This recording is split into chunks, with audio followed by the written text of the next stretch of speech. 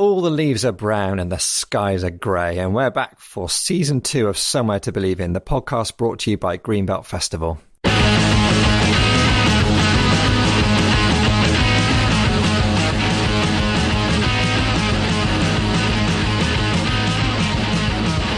Hi, Catherine. Hi, Paul. We are hurtling towards Christmas. Christmas trees up in my house. Really? Yep. I've noticed that seems to be a thing. Loads of people seem to be going really early and really large with Christmas decorations this year. Do you think it's a response almost to the crappy year that we've had? Yeah, and there's nothing else to do. Like now, putting up Christmas decorations is like a big night out, isn't it? Big night in. All round to mine to decorate the tree. Yeah. I must admit, we have put up a star in one of our windows. That's a token gesture towards the Christmas decoration. But you've gone full tree. Yeah, I haven't gone full. I have gone full tree. Last year I bought, because it was the first time I'd had my own place. I bought a massive real tree, and it was just such a pain. Every time you walked past it, it would stick you with pine needles. I had holes in my feet for like months afterwards. So this year I've actually gone for a cheap fake tree. We've just been building this house, and so it'll be the first Christmas that we'll have spent in the house. It's not finished, but there is a sense that it needs, the Christmas tree gesture is going to be quite important this year to dress the house, as it were. It might be the only finished thing in the house. I love that I can actually see, as you're saying that, wires coming down from the ceiling behind you and plaster on the walls. It is like some sort of torture dungeon. You're going to need more than tinsel to cover that, Paul.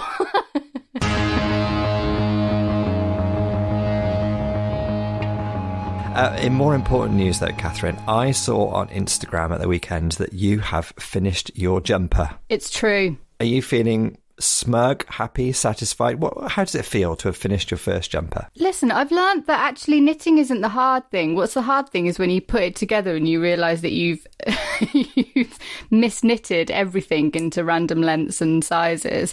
So, yeah, I've got a jumper. It's a little bit higgledy-piggledy. There's a hole in the neck, but I do feel quite proud that I've made something. And is it warm? It's so warm. It's so heavy and so warm. Now, the thing is, though, Catherine, I can see you on screen while we're recording, and that jumper looks good. You are rocking that jumper, and I can't tell any higgledy-pigglediness about it, to be honest. It's because all the higgledy-piggledy stuff is at the back.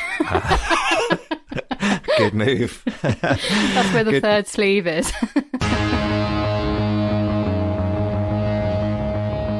So, Paul, talking about fashion, you know, there's been talk at the moment about the fact that fast fashion has maybe reached its peak. Yeah, I think there was that one, it was covered in the media quite a bit, but there was one offer through one of the Boohoo outlets. I can't remember which particular brand, but it was a 99% reduction, which gave you a dress for 8p.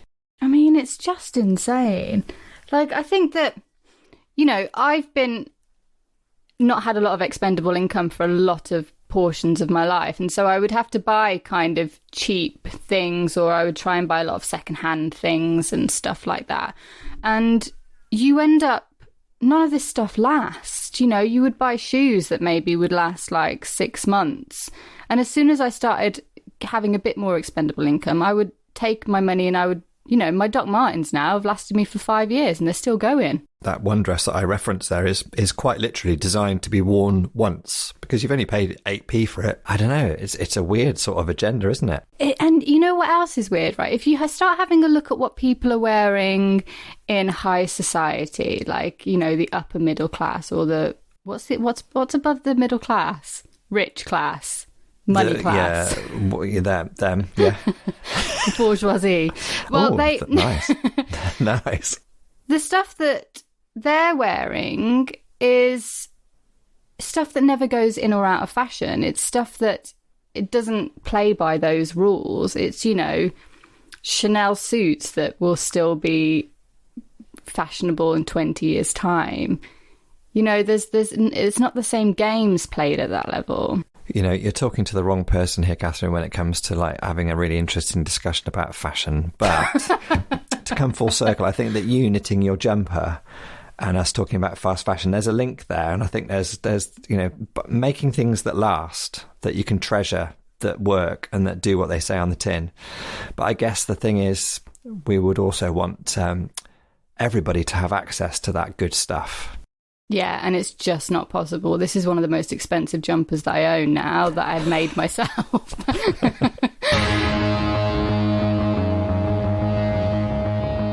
I think we need to get on and introduce our special podcast guest for this week, because I think you and I both loved chatting with him. Who are we speaking to this week, Catherine? Well, this week we're speaking to singer-songwriter, theatre maker Ben Caplan. We've had him at the festival, I think, was it 2016? He played our main stage. He's an artist that I found in Brighton at a gig, and it's just beautiful. His voice is incredible. His lyrics are amazing. Just somebody that is, again, perfect for Greenbelt.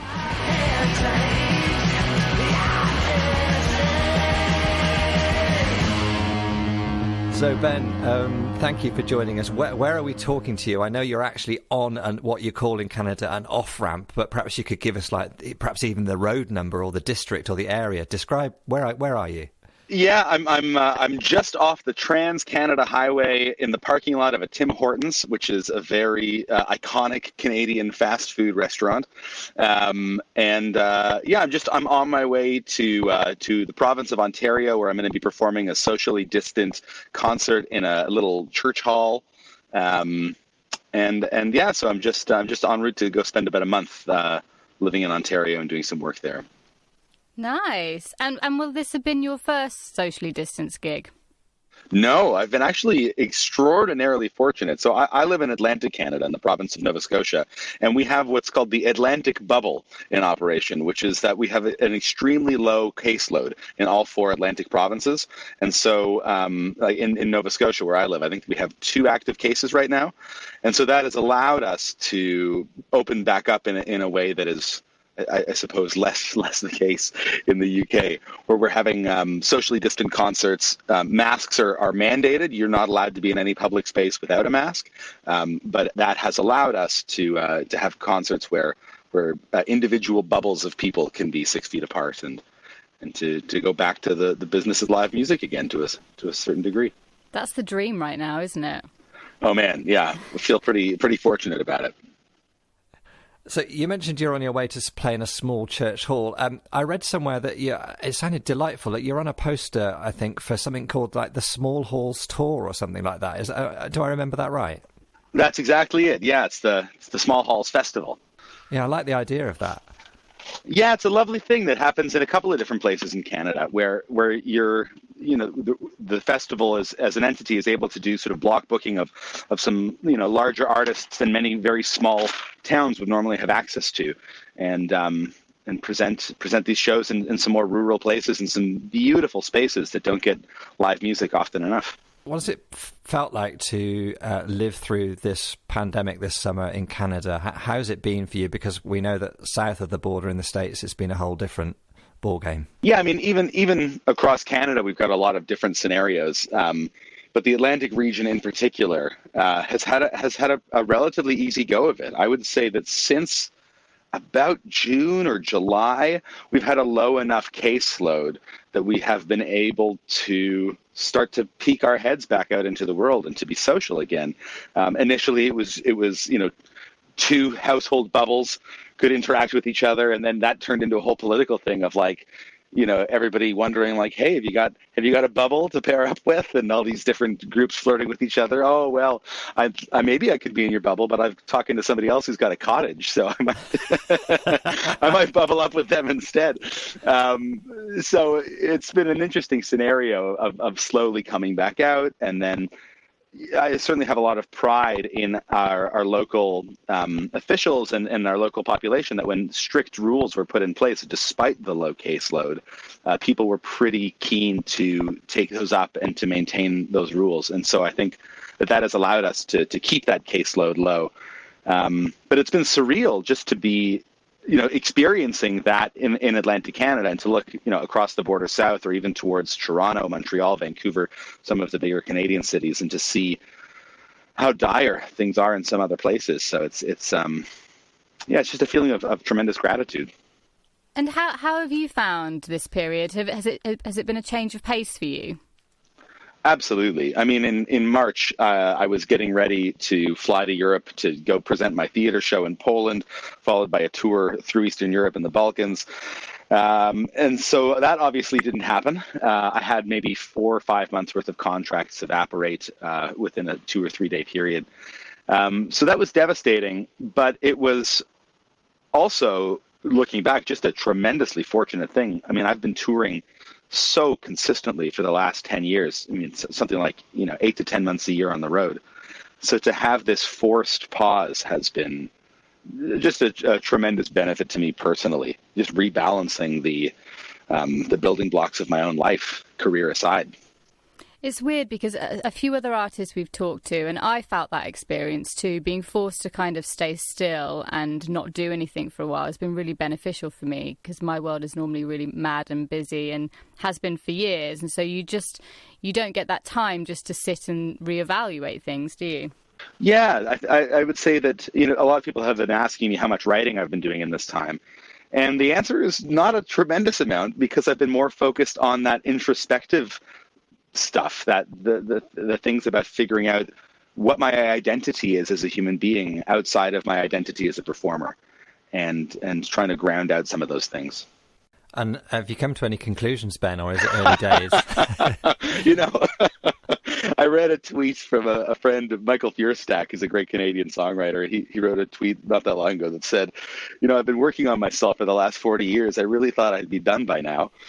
And so that's how I feel about it. It's a never ending process, but I feel like it's been a blessing to have had time to really look at that process and to be engaging in it more mindfully than I normally am.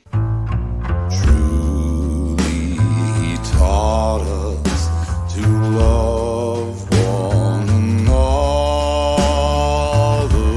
His law is love, and his gospel is peace. Chains shall he break, for the slave is our brother.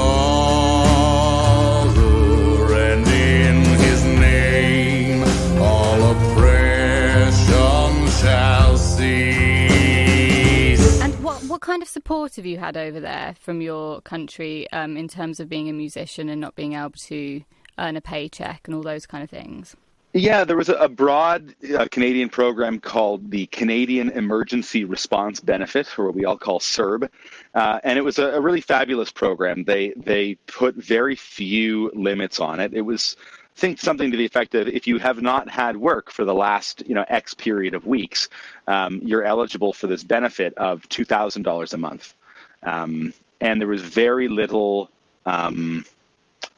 administrative bureaucratic hoops to jump through in order to access that money. And so normally as a musician, I'm an independent, self-employed, contractor, entrepreneur, whatever you want to call it. And so typically the structure of most EI style programs, employment insurance programs, just aren't available to people like me. And what was great about this program was they said, we're going to cut the red tape and we're going to make this maximally as possible to as many people. It's going to be an honor system to apply, and then we're going to audit it on the back end. But first, we're going to get the money out the door. So you better, use the honor system, because we are going to be doing audits. And I thought that was just a really great approach, because for me, it meant that, not only did I lose work, but I also lost, close to $13,000 in expenses on flights and marketing and hotels that couldn't be replaced for upcoming tours. So as an entrepreneur, it was devastating. And then as a self-employed person, it was facing the complete absence of any work. So having that program was an immediate huge psychic relief. And then a number of the Canadian arts funding programs agreed to fund projects that hadn't happened if documentation could be provided. So that helped to cover some of my tremendous losses in the wake of all the cancellations. So, all of that combined, I just feel like I've come out in a fortuitous position when it could have been just a disaster. Well, that sounds, really good. We don't hear that story with every artist we talk to, so... I don't think I've heard anybody speak positively about their government response or their government for years, actually. It's really nice to hear that. It is. I think we perhaps ought to relocate to Canada. Ben, you mentioned, having been on the road for 10 years and this pause having given you a chance to think about your identity. If we rewind to your early life, when was it that you first started to discover this artistry, this artistic thread to your identity, this need to express yourself? When did you start singing and songwriting, I guess? I would say from a relatively young age. I think I remember having little books of poems and lyrics and things like that when I was 7, 8, 9 years old. I think the main reason I remember is because one of my little books of poems got stolen by a classmate, and I was mocked for being such a sissy boy that I would write rhyming verse. So I think it's something that's always been with me, and I think when I was 13, I got my first guitar. When I was 16, I started my first band. So it's something that's been an important thread through much of my life. And what's been the main source of your material? Has it just been quite literally looking around you, your own experiences, your own life interactions that have formed the content of what you've expressed? I think that's a large bulk of where my source material comes from, but I think that equally important, if not more important, is the books that I've read, the experiences that I've had with teachers and mentors. I think that a lot of my songs have a political tinge to them. I'm informed in some of my thinking there by writers like John Ralston Saul, who's a Canadian public academic philosopher. Or reading classical, European philosophical texts from, Heidegger to Foucault and looking back at Kant, who, by the way, I think is a monster, and other thinkers like that. So I'm trying consciously to place myself in the context of a larger conversation about how to be, how to live, what it means to be a person. I think you do that really well, and that's like a sign of a really great artist to me, is when they can get the audience to emote with stories that they might not have experienced themselves, or see another person's point of view, or understand something a bit more about their world or the world around them. And I think that's what you do in your music and also in your theatre show, which I have seen, your theatre show called Old Stock, A Refugee Love Story. Could you tell us a little bit about that? Yeah, so that was a project that was started in 2015. It's a project that I built with two other collaborators, Christian Barry, who is a director and theater maker and producer and writer, and Hannah Moskovich, who is just an extraordinary playwright. And so the project started when Christian Barry called me up and asked if I wanted to try to make some theater. And at first we didn't know what we were going to make. He was going to have a Jewish son, and I was a proud, artistic, art-making Jew. And so we thought there might be something interesting to explore there. And as we were exploring the ideas around what kind of thing we wanted to make, what sort of story we wanted to tell, what the aesthetic of the piece would be, we saw the image of the young Syrian boy, Aylan Kurdi, who washed up on a beach in Turkey. And just the scale, the size, the scope, the intensity of the Syrian refugee crisis became deeply apparent to us around that time. And it was also something that was being discussed, in the media, of course, and in Canadian politics. At that time, we were experiencing a Canadian leadership debate for a general election. And the then Prime Minister of Canada, Stephen Harper, he made a comment trying to discuss the issue of being overly generous with providing healthcare to people who hadn't had their refugee status affirmed at this point. We didn't know if they were just economic opportunists who wanted to just do the thing of making a better life for their kids, or if they were running from actual violence. And so he said, old stock Canadians don't want to be spending money on these potentially spurious claimants. And it was like an alarm bell went off in my head with this phrase, old stock Canadians, because what does that mean?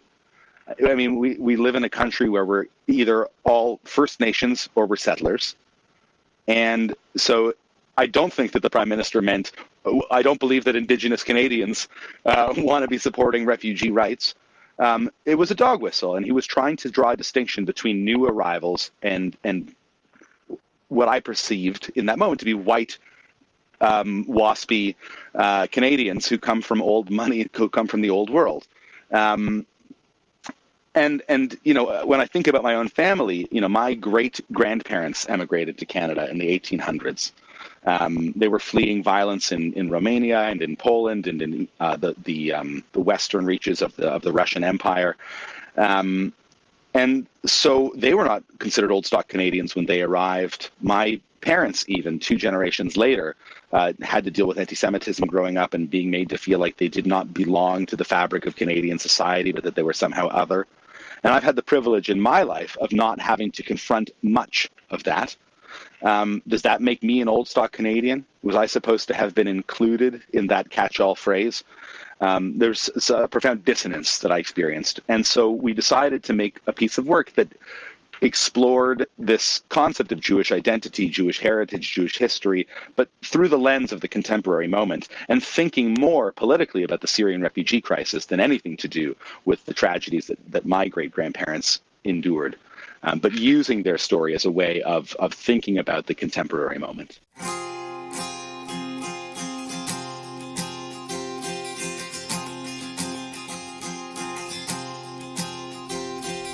Once there was a mama bird who flew across the sea, carrying a fledgling young aloft upon the breeze. The time had come to migrate as the chill fell on the land.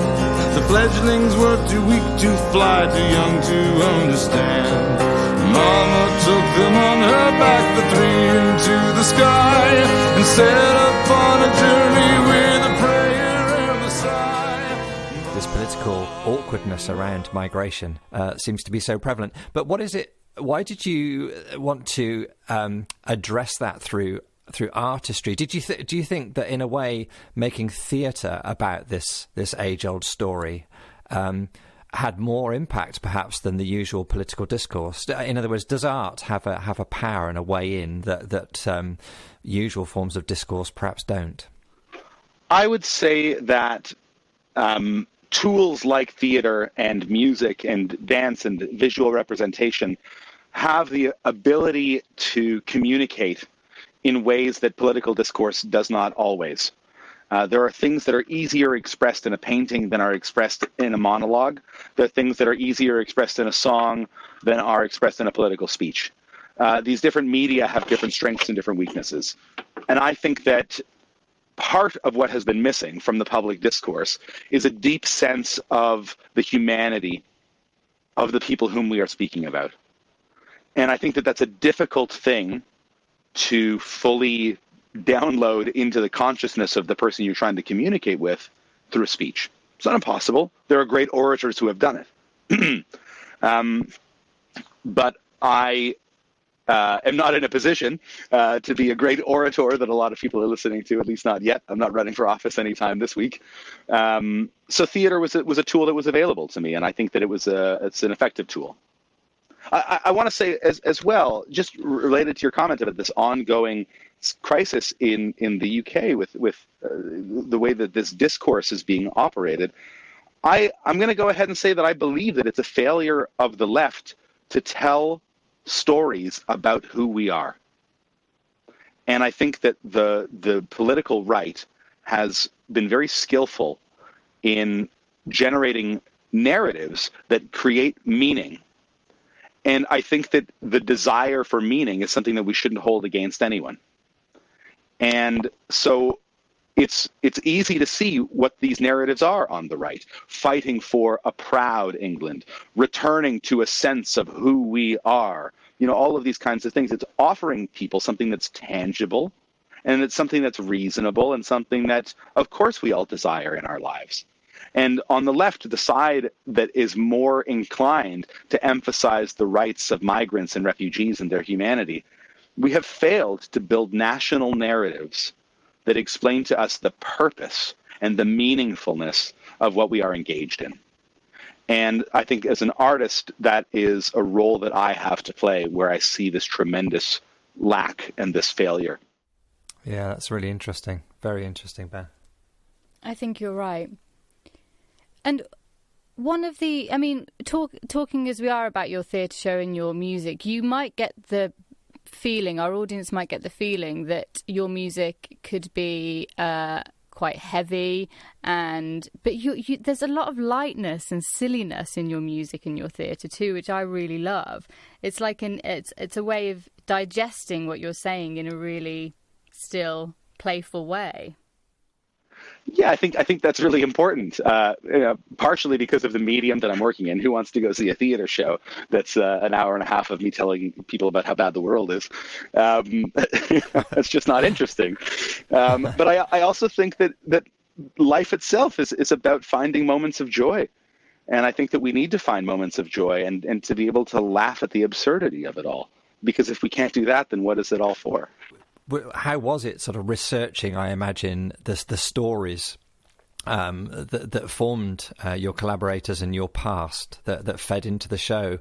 What was that learning process like, learning those stories and then thinking about how to retell them? Well, I mean, it was heavy at times. I mean, just there's so much ugliness in history.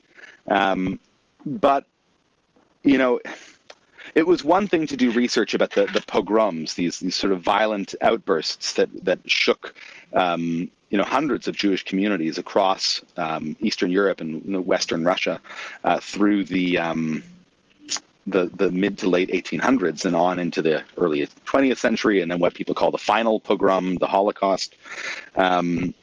Looking into the details of the specific massacres in specific villages. I mean, the Holocaust looms so large in Jewish history and in contemporary history that some of these experiences are mostly erased and forgotten. So looking into the horrors of some of these moments was shocking and, emotionally resonant in ways that were not always pleasant. But what it allowed me to do, I think more importantly, was to see myself in bombed out buildings in Aleppo and to look at these images of rubble and to be able to imagine human stories and human lives and lost dreams and children who loved their mothers who died in their sleep. Like these kinds of things are very difficult to look at for the amount of time that it is required to understand. We see them and we look away. We see them and we look away. We have to. The cognitive load is too heavy. But I think it's important to occasionally take a moment to look at it and keep looking at it. And I think that's something that we very consciously tried to do in Old Stock. It's a funny play. It's a play with laughter and joy. But there's moments in the show where you are forced as an audience member to confront profound violence, and there's nowhere to go. And I think that we get the audience to forgive us for putting them through that by allowing them a big laugh shortly after. And then again, shortly after, and then walking out of the theater with a smile on their face. But I think that we, in some sense, we try to trick them into opening their hearts to us so that we can pour in a little bit of ugliness for them to have to confront. The world is an overflowing gutter. It bubbles with a brine of shit and blood. Those who keep their eyes upon the heavens are the ones who will wind up face down in the mud.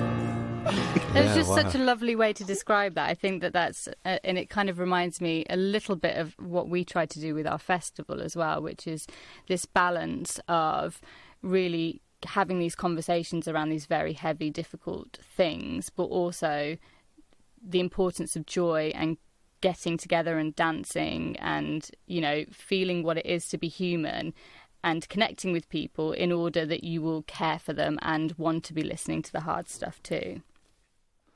Yeah. It's a very tricky tightrope act. But I think it's important work, and I'm grateful that you guys are out there doing it. Well, thank you. And Ben, you've mentioned, that at times really, really difficult and horrific Jewish history coming from Europe.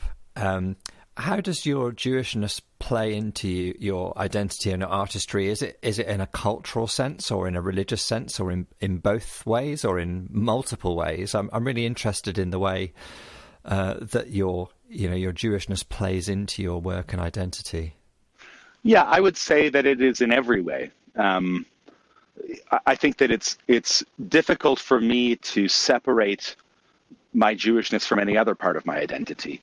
I think that growing up in a relatively observant Jewish household, and having received a relatively detailed Jewish education growing up, there are principles that guide not what I do, but how I see the world and how I see my place in the world. And I think that informs then everything that comes after that. So one of those things is social justice, and the idea that there is a mission in the world of repair. There's a central concept in Judaism called tikkun olam, and it means fixing the world or repairing the world. So there's this idea that the world is sort of perpetually and inevitably in a state of disrepair, and that we are tasked with a personal mission of trying to bring light into the world. So that is a sense of mission in my life that is sometimes, a loud clarion call, and is sometimes a whisper, but I would say is ever present. And then I think, beyond that, I have been blessed to have experienced anti-Semitism in my life. What do I mean by that?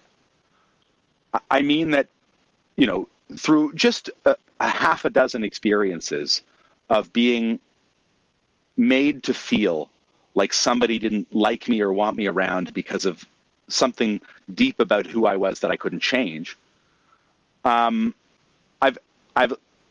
learned and understood what it means to have to constantly wonder what is operating in a negative experience. So, when somebody is rude to you in a coffee shop, for a trite example, you can wonder if it's because they're having a bad day, or if it's because it's something about you. And I think that people who have experienced racism and people who have experienced these kinds of conflictual experiences, there's a little voice in the back of your head that wonders, is this because of who this person is, or is this because of who I am? And just the slight experiences that I have had in my own life makes me sensitive to what that experience is and what that experience means. And I think that allows me in a very deep way to take my privilege of presenting as a white person very seriously, because I know what it feels like to have to carry the cognitive load of wondering what your negative interactions mean. And so I think that is another way in which my identity as a Jew has informed who I am and what I do in the work that I want to make. Yeah, that's a fascinating answer.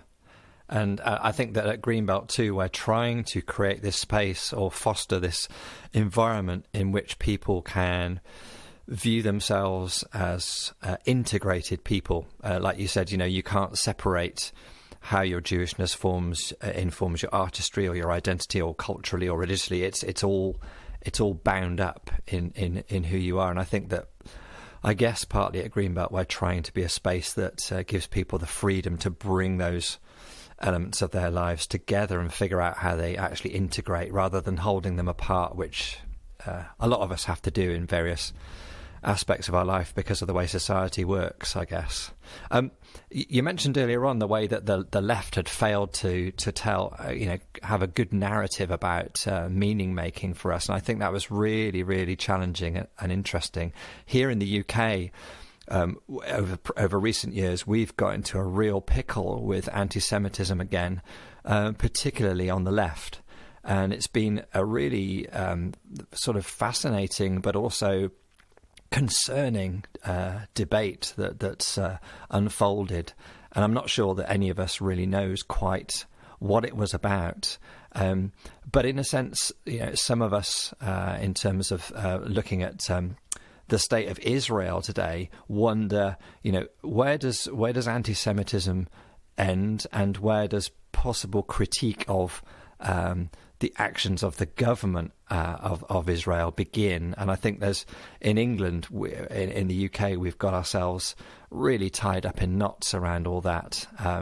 I don't know if you have anything, any thoughts from your own experience to help us there, because it's something I think that we as Greenbelt want to do a lot better with, but it feels so difficult to unravel and get into. Yeah, I can speak to that. I'll tell you a story. I played at the Cambridge Folk Festival last summer, and it was a tremendous experience. I was very pleased to be at that festival. It felt like a lovely honor to be on the bill with so many tremendous artists, and et cetera, and et cetera. After my main stage set, I was doing a signing session in the sort of merch tent, and somebody came up to me and he said, "Oh, you talked about some Jewish things, and you mentioned some Jewish themes, and the clarinet and the Jewish sounding music. I think it's all great, but I'm wondering, how do you justify the illegal actions of the Prime Minister of Israel?" And to me, what's anti-Semitic about that is the underlying assumption that I, as a Canadian, a person of Jewish faith, have to answer for the crimes of the Prime Minister of a country that I have nothing to do with. And we don't see people going to Chinese New Year events and putting up banners that say Free Tibet and trying to disrupt the event. I'm not saying we should do that, but there are many examples of Jewish cultural or religious events who are interrupted by protesters who want to talk to them about Israeli politics. And so this conflation of the identity of the Jewish person, or the person of Jewish faith, or the person of Jewish identity, or the person of Jewish cultural orientation, with being responsible to answer for the politics of the war criminal Benjamin Netanyahu, is a burden that is placed on individual Jews that is unfair and that is deeply problematic. And I think it walks into a territory of anti-Semitism, not in the sense that I hate Jews or I think that you're a bad person, but in the sense that there's no separation, there's no privilege of separating one's religious identity with the politics of a country that one doesn't necessarily have any allegiance to. So, there's that piece of it, which I think is a big piece of it. And then there's also the issue of hypersensitivity, which you can't blame people for when they've witnessed their grandparents die in concentration camps. So I don't want to excuse oversensitivity, but I think that it is not always the completely Machiavellian, opportunistic sort of a thing that many people ascribe to reading certain things hypersensitively. I think that there is a way of having empathy for people who feel like they're constantly under attack, because a lot of it is not imaginary. So there's a difficulty there. And, I would say that the situation in the state of Israel, or in the Middle East in general, is deeply complicated with a lot of ugliness. And I would say don't trust anyone who has simple answers. It's a profoundly complicated and intractable situation. In the UK, you can pat yourselves on the back for having sorted out the situation in the troubles in Northern Ireland. But we're seeing now in the Brexit negotiations that things are not as stable and as clear and as civilized, or whatever as we want to call it. There are complicated and intractable problems that have as much to do around identity and tribal senses of belonging as they do with politics, as they do with religion. And I think that we see in the divide between the right and the left in the UK and around the world that people, once they get pushed into camps, it's very difficult to have discourse. And so if people on the left and people on the right in England can't sit down with each other and have meaningful, fruitful conversations, then how can we expect the grandchildren of people who engaged in questionable tactics in acquiring a state, how can we expect their grandchildren to do better than we can? So, I don't have an answer, but I just think it's really, really tough. And I think that people ought to be generous with each other as human beings first. It's one of my favourite songs that you've done recently, Ben, is "Truth Doesn't Live in a Book." It's from the musical Old Stock, a refugee love story. Mm-hmm. And I remember I passed it around the office because I just thought it was such a lovely way of how you describe kind of your faith, about it being this book, not holding every set in stone truth, but looking through it in more poetic, or using it as a lens to kind of focus your view on the world around you as you see it now. Listen, that song, when I wrote that song, I was thinking about religious people who have a proclivity towards literalist readings of text. And there are Jews who I love and respect who read the book that way, and I think it is even more common in the Christian tradition, although not ubiquitously so. There's a sense in the Jewish tradition, a deep sense that the Torah, as we call it, the I don't like the term Old Testament because it makes it sound so stuffy. The original Testament, version 1, or the Jewish Bible, we can say. So the Jewish Bible is a book that we as a people have almost never taken at face value.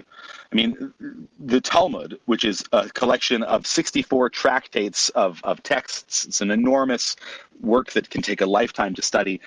That is a recording of the oral law. And so we have this sense that we have this tradition that when the Torah was given, it was given along with the oral law. And that after the Babylonian exile, a bunch of sages decided, well, we're getting pretty spread out. And so if we don't write it down, then we're going to lose it. And so how did they choose to write it down? They wrote it down by recording arguments. And so in the Talmud, I mean, it's easy to find all sorts of ugly texts, which a lot of anti-Semites are more than happy to do, because you have disagreeing opinions and people playing devil's advocate and people voicing adversarial views so that they can, through a dialectic, arrive at the truth. And sometimes they finish an argument by saying it's this person's opinion is what we go with. Sometimes it's this and that. And sometimes the this and that are opposing views. Sometimes they are diametrically opposed. And so there's this fluidity, there's this sense of the complicatedness of what truth is that is built into Jewish scholarship. And so the idea of, so for example, an eye for an eye sounds kind of violent. When you read the Talmudic verses that discuss what does an eye for an eye mean, it says, first of all, it says it's the monetary value of an eye. And it makes it very clear that you're not supposed to be going around sticking people's eyes out. But it's that if you do damage to somebody, you are obligated to repay them in some way. And it's also, through the Talmud, read as a limit, which is to say not a head for an eye, not an arm for an eye, but that you do not take more than what has been taken from you. And so these are from a standpoint of Jewish scholarship, these are integral parts of how you can interpret and understand what is actually operating here. And so when I see people say an eye for an eye leaves the whole world blind, it's like, yes, that's true, and that's a valid critique of a literalist reading of that line. That's not my tradition to read that line literally. So that's a lot of what's operating in that song, is me trying to do a sort of tongue-in-cheek and humorous expose of what is in my mind a problematic thing, which is to read text literally. And I know I'm dragging on for a long time, but I want to say that I've been thinking about, in the context of this song, I've been thinking a lot about the United States Supreme Court. And we have this group of people who are textualists, textualism. And what does that mean? It means reading the book as if it was a fixed document. And to me, that's counter to what my sense of justice is. And my sense of justice is that it is involved often of compromises. The ugliest compromises is what I say in that song. And that you have to be able to respond to the contemporary moment that you're in and all of the information that you have to hand. And I think that this textualism represents a strain of fundamentalism. And what is fundamentalism but a belief that there is some fundamental original place that you can return to where things are simple and clear? And that is a lie, because life has always been chaotic and full of lots of gray zones. Even my friends in the time when they were writing the Bible, there was lots of gray zones and complicated things. And to imagine that there's some place that you can go to when things are simple is a lie. It's a tempting lie. And I think it paves the road for a lot of ugliness. Truth doesn't live in a book. You find it in the little surprises. The good book is only a lens to focus the view. Justice for all is composed of the ugliest compromises. You can't only look at the lens, you gotta look through. I think we need to play that song out at the beginning of every day at Greenbelt, and you have just preached to the gospel according to Greenbelt. Thank you, Ben. You're more than welcome. You're a brilliant artist, and a lot of the artists that we're speaking to, they have kind of a political thread going through their work too. And sometimes in music, that's frowned upon if you're wanting to make a career in the mainstream, or if you're wanting to become like widely accepted or played on radios or anything like that. Have you ever come up against that? I just haven't really cared, is the honest answer. I mean, would it be nice to have a radio hit? Sure. Put my non-existent kids through college. Why not? But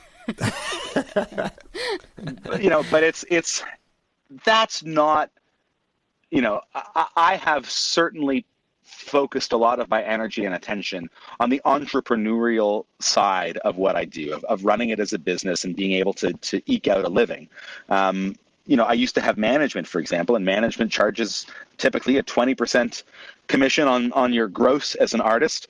And when I am touring live with a 4 or 5 piece band all the time, production costs are pretty high, and paying a commission on the gross winds up getting pretty expensive, which is a long-winded way of saying I've taken on most of the management roles myself. So it's not that I'm not commercially oriented. It's that it's just never really been a question for me about, giving up on my muses in exchange for trying to produce something that I imagine may have more commercial potential. And I think that, trying to play that game of trying to figure out what the pop DJs are going to want to hear next is, in my brain, it's a game for rich people. Like, I don't have the resources to sit around and just try to churn content out of the content mill. I can only examine what's in my soul, and my vision is that is what is going to allow people to resonate with the work that I'm making, and large scale commercial success be damned. My obligation as an artist is to try to make art. And if it has an audience, then great. And if not, then too bad. But I strive for artistic excellence, but I allow the content to be defined by, whatever is on my mind. How do you want your audience to leave your gig? I've been to a few of your gigs, and I was talking to Paul about it the other day, and I kind of described it like a folk burlesque show. How do you want your audience to leave after they've seen you play? One of my goals on stage is to give people permission to be exuberant, and to access the joy of madness and chaos and absurdity in their own lives. And the way that I do that is by trying to demonstrate that in an exaggerated way, just the exuberant joy of living. And I also seek to hold up and look at some ugly things too. So, I think I want people to leave with a smile on their face and a question in their hearts. Do you find that hope is helped by the fact that you so very naturally and often mine into the sort of the klezmer folk tradition of Eastern Europe, because that seems to for my mind, and this is a very simplified oral reading of it, it feels klezmer gives you that opportunity to combine chaos and joy with shades of mournfulness in a way that perhaps a lot of musical forms don't. Yeah, absolutely. I mean, and that's something that I think is deeply rooted in Jewish culture and Jewish tradition. There's a reason we break a glass at a wedding. And the reason is to remember the destruction of the temple and that the world is an unfinished place. What a crazy tradition to have. The moment after you've consummated, the joining of two lives for eternity, that you then take a moment before it's totally done to destroy something to remember that the world is unfinished. So there's something about emphasizing brokenness, emphasizing the mission towards renewal and to make the world a brighter place that is incipient in all different kinds of Jewish cultural modes, and within the music, absolutely, yeah. There's this way in which how can we make this major scale sound a little bit minor? So, okay, we'll put the fourth in, and then we'll add in a sharp 9, and it's just going to sound a little.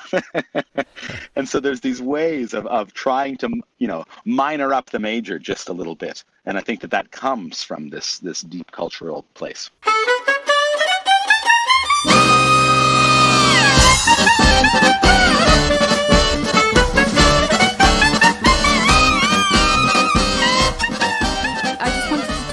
About your experience of coming to Greenbelt, if you remember it a few years ago, and what you thought. I know you weren't on site for too long, I don't think. Yeah, I mean, it was a beautiful experience. It was, there's festivals that I've experienced in Canada that have a similar vibe and aesthetic in some senses.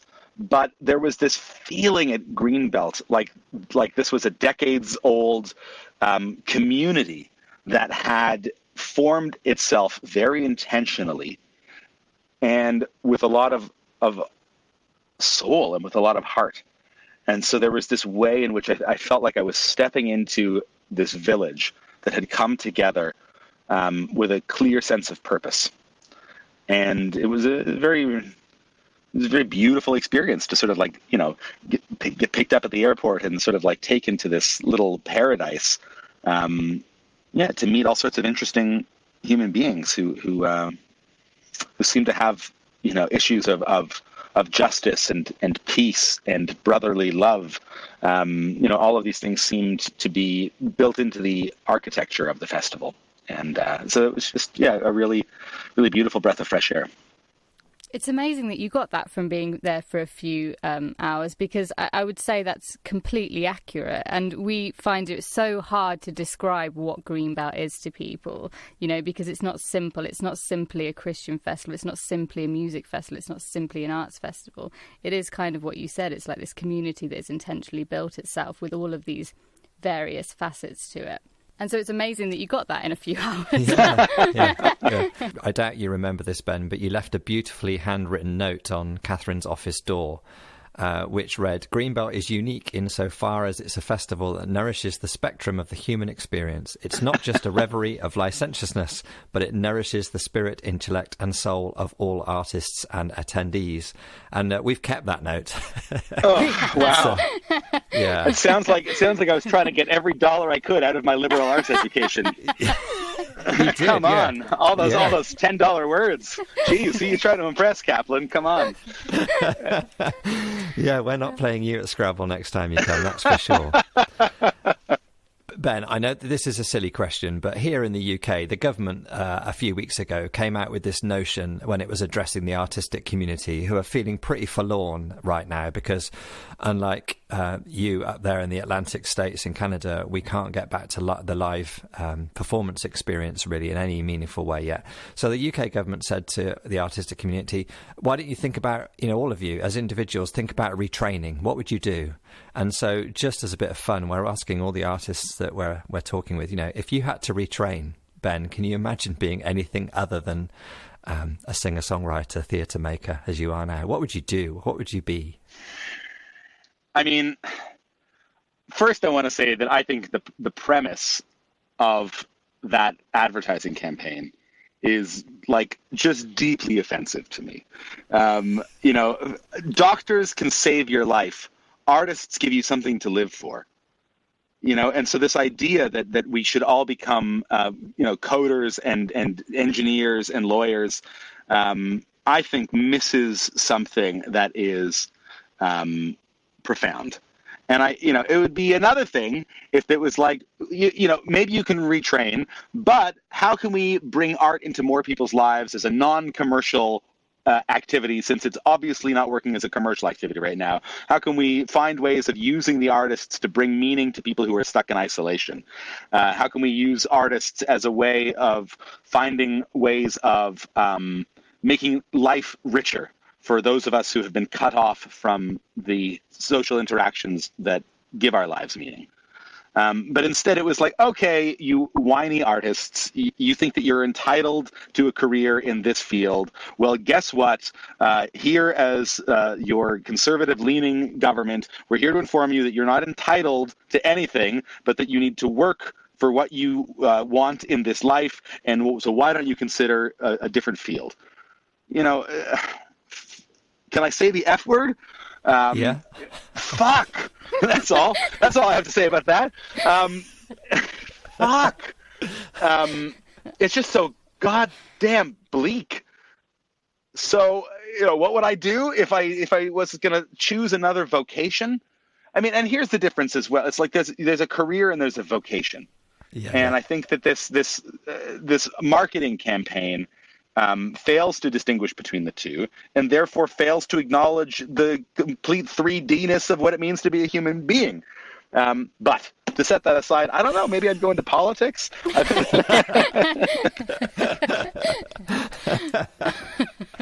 Oh, that is so good, Ben. Thank you for going there with us. You've vocalized what we're feeling. Oh, it's getting dark out there. It is indeed. Yeah, and how can we get Greenbelters to engage with and support your work? Do they just go to your website? I know you're producing a podcast at the moment. What would you want Greenbelters to do to get into your work more? Yeah, so I mean, I've actually paused my podcast. I was sort of doing a gentle exploratory foray into that world, which I did by hosting my podcasts as a live YouTube phenomenon. So those are still up on YouTube. The 5 or 6 that I produced are up there at youtube.com/Ben Caplan music. So you can find that. But I will plug the fact that I took all of those efforts aside to sort of begin to re-engineer the concept and what I wanted to do. And I'm now getting ready to officially launch a proper podcast that'll be available on all of your podcasting locations in hopefully early January of 2021. So that will be a way that people can engage with my thinking. It's going to be conversation-based production. But my music is available on Spotify and iTunes and all of those places, and people can go to bencaplan.ca to find out any upcoming tour dates and to find links to all of the aforementioned things. My own web store, for example, which is hosted on Bandcamp, if people are familiar, but they can find that through my website as well. Yeah, I think those are the principal things. Oh, and I should plug the fact that who knows if it'll ever come together, but I'm working on a UK tour for March of 2021. So my fingers are crossed that you guys will get your things together and be able to create an environment in which I can play some small socially distant shows. And if that all comes together, then I'll be over there in March. Thanks so much, Ben, for your time, and we wish you safe travels onto your gig tonight, and we hope that your time in, was it Ottawa? That's right. I'm heading to Ottawa, yeah. We hope that goes well and that your returning to your live work rewards both you and your audiences. Thank you so much. It was really lovely speaking with you. Yeah, you've been such a brilliant guest. Thank you so much for giving us the time. Absolutely. All right, take care. Thanks, Ben. Bye. Bye.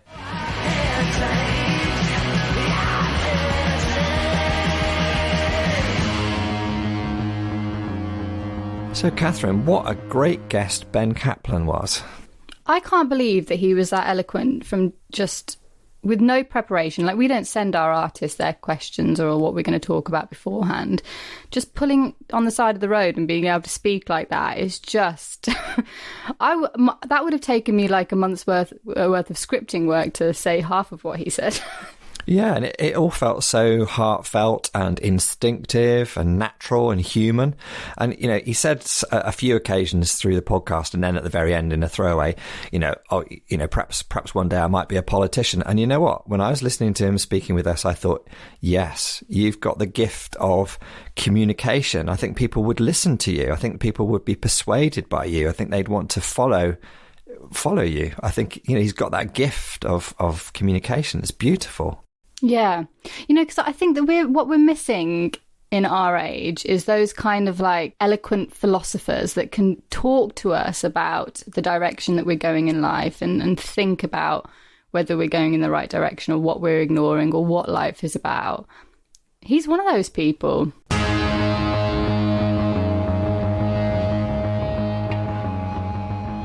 What do you think? I mean, one thing that struck me that Ben kept talking about was how much respect he had for the officials in Canada and how positive he was about their response to the COVID pandemic, and how they, you know, use like an honour system with how they give out money. Like, we're going to use the honour system because you're desperate, and then we'll figure it out afterwards, but let's get you some money. Yeah, didn't it seem in stark contrast to the things that we've experienced here in the UK and that we've heard other artists talking about, like Lee Baines in the States, for instance. It seemed such a contrast to hear Ben talking about the way that Canada and the Canadian government have responded to the virus. Yeah, and he sounded proud, didn't he? He sounded really proud to be Canadian, that he was being looked after, that he felt like the government was acting in the public interest. These are the things you want your government to do, and it felt like he was proud of that. And that the public trusted them. The public went, yeah, right, we're gonna do these, we're gonna abide by these restrictions gladly because we know that you've got our best interests at heart. It felt like nothing that I'd ever heard before in my lifetime. Like, that's not how you feel about your government. That's not how you feel about people in power. That's not how people in power react. Like, I loved hearing that. Do you remember that film that Michael Moore made years and years and years ago called Bowling for Columbine? Yeah.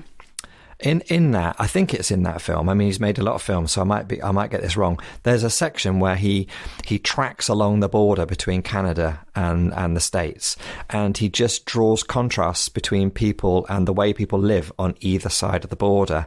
And it struck me hearing Ben speak that it reminded me of that old phrase that Canada is like the United States with the madness taken out.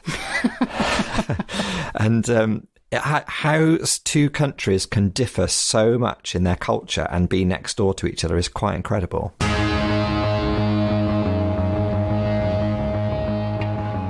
Ben refuses to forget the fact that the world is broken, and that comes largely from his Jewishness and his Jewish heritage and identity. And that great story, he said, you know, why do you think that we break a glass at a wedding? You know, just at this moment where you think it'll all be about joy and future possibility, we smash something to remind ourselves that everything is broken, and it's our work as humans is to love one another so that we can heal that brokenness.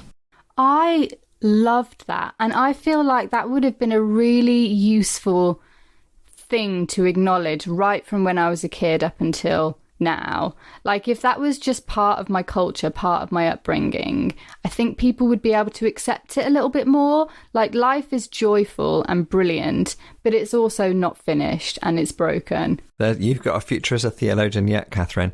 And I think that in my tradition, I was brought up, you know, in a fairly traditional evangelical sort of Baptist Christian setting, and for us, the brokenness was all about the fall. You know, it's the fall. We've sinned. Everything went wrong right at the beginning. It was all perfect, and then we cocked it up.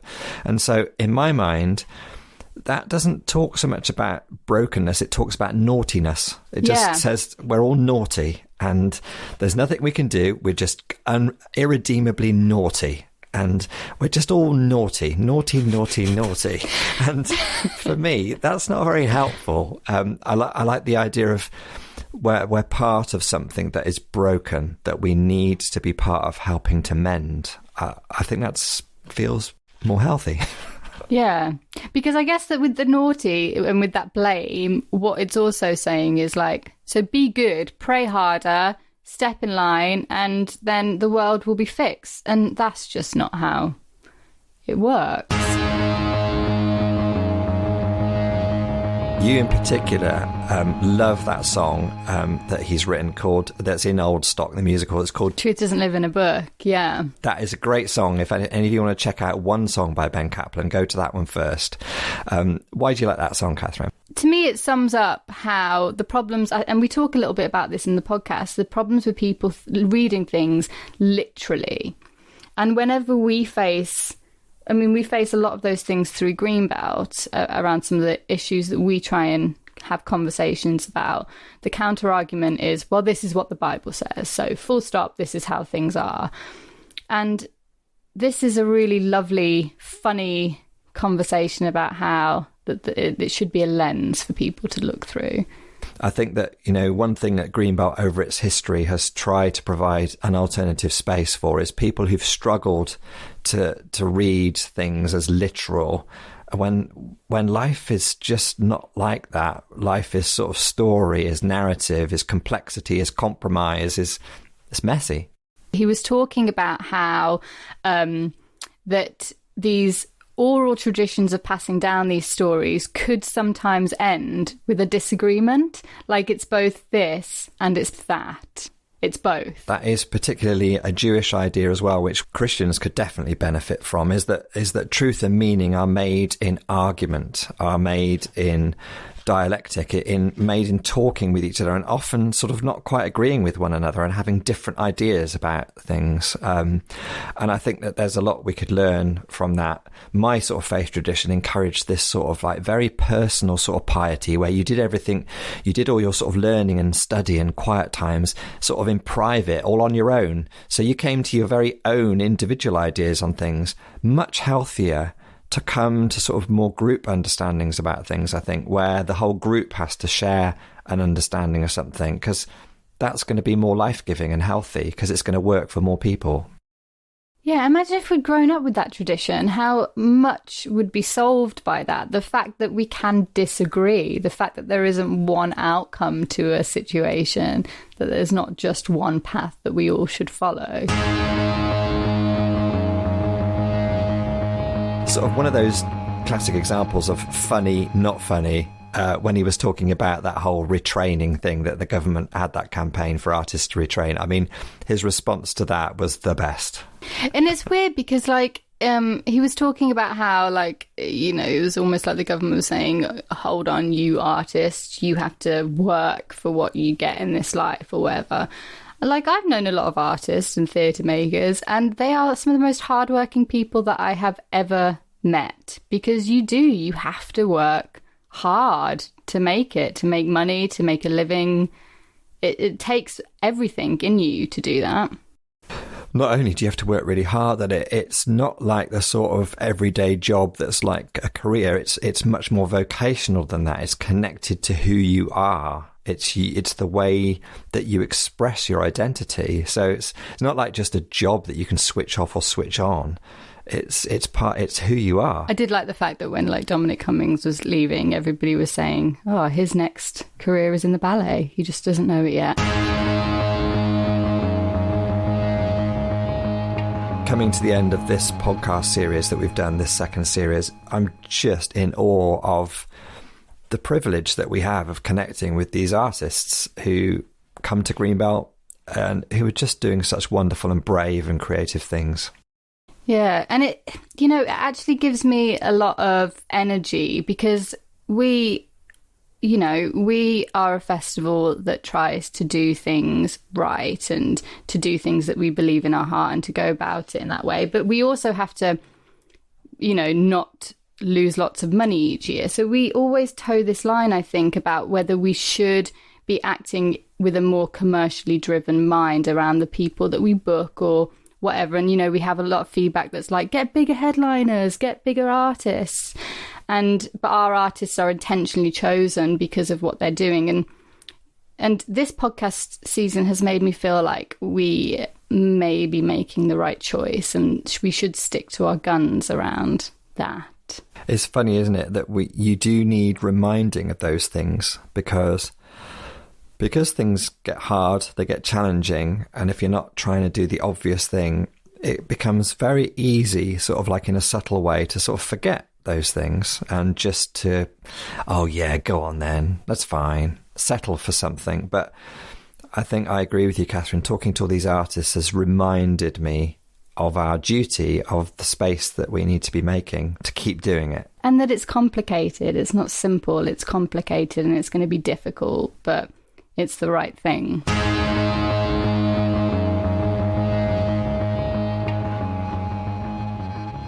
That was Ben. Amazing to spend some time with him. Next week on the podcast, we are talking to the Palestinian poet and activist Rafeef Ziadah. And again, a wonderful conversation. Our final conversation of this season. Wow, it's gone so quickly. Mm-hmm. So quickly. Yeah, it's going to be episode 8. So tune in next week to listen to Rafeef Ziadah. So if you want to keep in touch with us, please write in and tell us your thoughts on this episode or answer any of the questions that we've asked you on the episode. And you can do that using our email address, which is stbi@greenbelt.org.uk. And if you want to sign up to any general festival news about Greenbelt Festival so we can let you know about how things are going, you can sign up to our weekly Dispatches email newsletter on our website. Out and about on socials, we are at Greenbelt on Twitter and at Greenbelt Festival on Instagram and Facebook. So please let us know what you're thinking on your platform of choice. So thank you, as always, to everyone who helps us make this podcast, especially to Daisy in the office and Paul, who helps us think through some of the questioning and the framing of these podcasts, and to Jake and Josh, who do the editing and make the podcast sound decent. Thank you to everybody.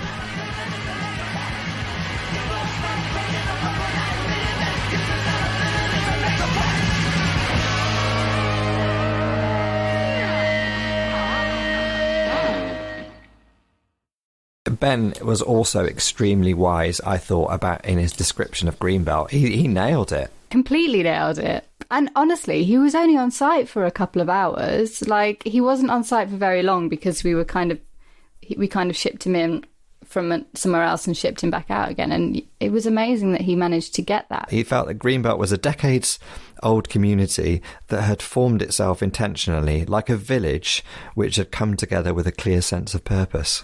That's our marketing sorted out for next year. We've spent years and years and years trying to explain that to people. We just needed to get into Ben Caplan's head. There it is.